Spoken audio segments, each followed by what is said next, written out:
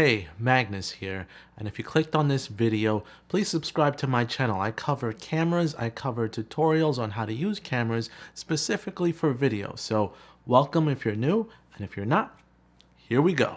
M50, what do you guys think? The first Canon 4K camera? No, it's not.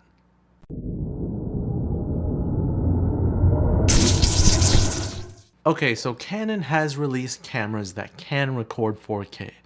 We've got the 1DX Mark II and we've got the Canon 5D Mark IV. Those are a bit higher end cameras that Canon released. Now this is apart from the video side of things. I'm talking specifically DSLRs when it comes to recording video and what they can function. But every other camera that they've released thus far doesn't seem to give you that 4K recording capability. One of the more recent DSLRs that was released from Canon was the 6D Mark II, and that unfortunately kind of dumbed down the video features when compared to the competition, such as Panasonic and Sony, with what they're doing with their mirrorless cameras. Well, Canon also releases mirrorless cameras as well, and they had the M5 released sometime last year, and a follow-up this year is the M50. Now, the M50, everybody's going crazy for because this is a Canon mirrorless camera with a flip-out screen and records 4K. Basically what everyone was waiting for. But then when you look at the nitty-gritty of that camera, you're like, we could have asked for a little bit more. Canon short us on this a little bit. So yes, you do have the 4K recording at an H.264 codec.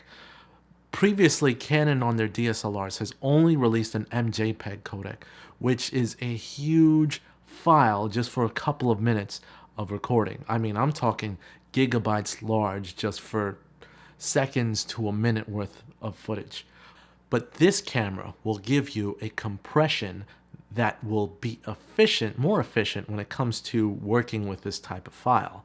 The bitrate is 120 megabits per second, and when working with this type of file, that's not bad at all. To be honest, when I record off of my 5D Mark IV and I use software to output the footage of the 4K that I record, I'll downsample it to about 80 megabits per second or even less when I'm uploading it to YouTube, because you don't need it to be that high of a bitrate. So great features. The bitrate on the full HD goes down to about 60 megabits per second, and then HD for 120 frames per second, you're capping out at around 52 megabits per second, all with the H.264 codec. Now, sure, you could want a little bit more out of this camera. Why are we still doing 120 frames per second and only 720p? Who uses 720p anymore? Well, what are you going to expect from this price point in Canon? Canon's kind of... Look at how people... Put it this way. Look at how excited people are for a Canon camera that records 4K. Everyone's excited. When it's any other manufacturer, they have to blow out the specs or people are not impressed. And sure, there's a lot of angry fans of Canon and those that aren't fans of Canon that are like, come on, how hard is it to do 4K?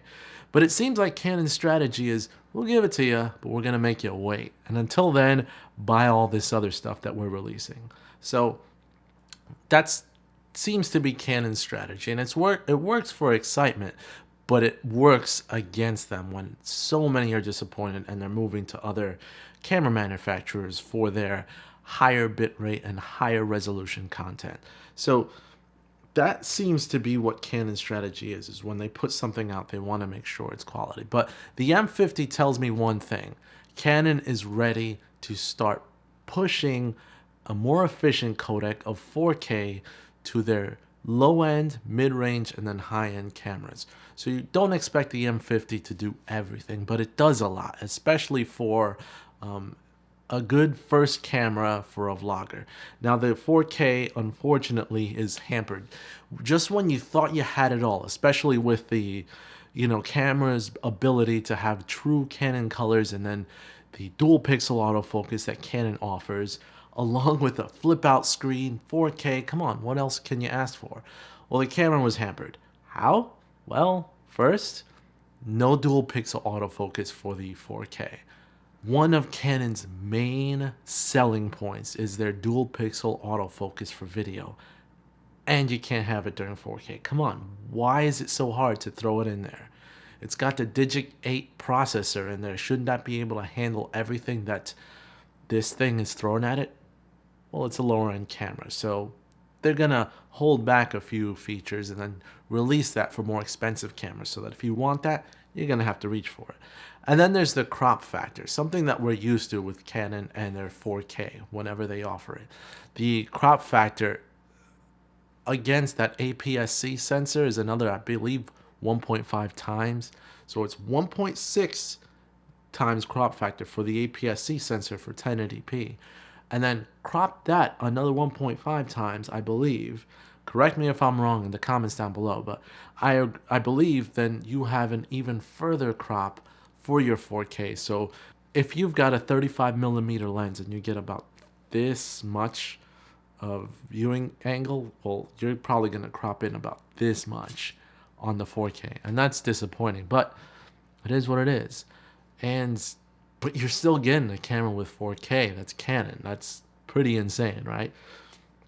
What else has been recently released? Well, the A7III was just announced by Sony, which brings in a lot of the features of the A9 and the A7R III. If you don't want that many megapixels, I believe this camera is going to be just 24 megapixels, but get the frames per second burst that you get off the A9 and a similar body to the A9, all in a more affordable package. It just, I believe it was $2,000. Wow, this is amazing. Some of those that are biting their fingers because they bought the A7R III, and now you've got this amazing A7III camera that does 4K recording and has pretty much the features that some of the features that the A9 had, just like the autofocus capabilities as well. But I don't know enough about it yet. I've got to look up more, and then I can talk about that later. But until then, let me know what you guys think in the comments down below. And I got a question for you.